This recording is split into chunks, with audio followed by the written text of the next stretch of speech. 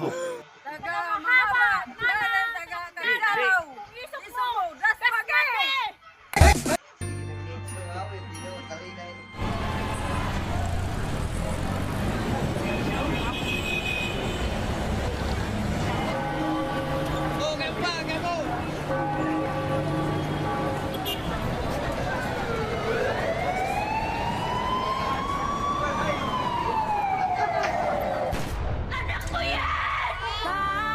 Jesus, dasar yang lagi ba?